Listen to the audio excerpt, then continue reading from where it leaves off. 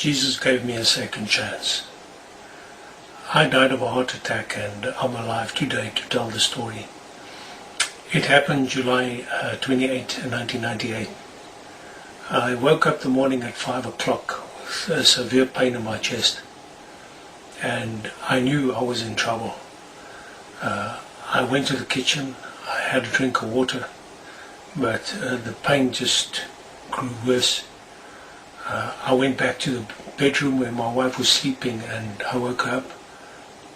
I explained to her, I said to her, listen, I've got this severe pain in my chest, you must pray for me. I realized that there was nothing else I could do, there was no time for any other action. She woke up and I then collapsed onto the bed and she started praying for me. And I immediately sensed that I was physically going out of my body. I was drawn out of my body. I was not in my body anymore. I could see my wife. She was holding on to my body and praying, and but I was being drawn away. And I sensed that I was suddenly going down this deep black hole. And I tried to grab onto the sides of this hole, but there was nothing to grab onto. I was just drawn down, down, down this black hole. And I realized I was dying. I knew that I was not coming back.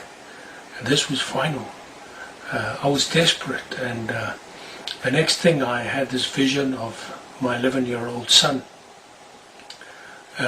standing next to a pile of red sand in a cemetery, and I knew this was my grave that he was standing next to, and I started pleading. I pleaded with the Lord Jesus. I wanted to come back, but I just realized how bankrupt I was. There was nothing to offer in exchange. What could I say? What could I offer? Because I just had nothing. And then I pleaded. I said, Lord, please let me go back. Don't let my son grow up without a father. And then I asked, I said, Lord, please let me go tell other people how terrible death is, how final it is, and about going down this black hole. And it was then when I asked the Lord Jesus this, to come back and tell people about this, that I wasn't going down anymore, but I slowly started surfacing, and I came back to the top of this black hole, and then I started hearing my wife again. I heard her praying, and then I saw my body. I was like above my body and my wife, and I went back into my body, and then I regained consciousness. She said that I had stopped responding. I told her about this experience. I told her that I'd been away, I died, but my body was all wet and cold, and the smell of death was in the room, like a sweet, nauseous smell. And I lay there for about an hour. I was totally exhausted. Then I got dressed. Well, I had a shower and I got dressed. I went to work, and when I got to work, my colleagues were still in their morning meeting. I told them about my experience. They were very concerned because they said I was very pale, yellowish. They called my boss, and I told him the story, and he insisted that I see a doctor. So later that day I saw a cardiologist, and he sent me for a sonograph, and during the sonograph they said that it was obvious that I had damage to my heart, and that I'd been through some severe trauma in my heart, and they decided that I should stay for an angiogram the next morning. So I stayed for the night in the hospital, but I was terribly scared, and this pain had come back. It was still there, back in my heart, in my chest, faintly. So I prayed all night. I pleaded with the Lord. I said, Lord, please heal me. I'm scared. I don't want to die now. I prayed all night, and I hardly slept.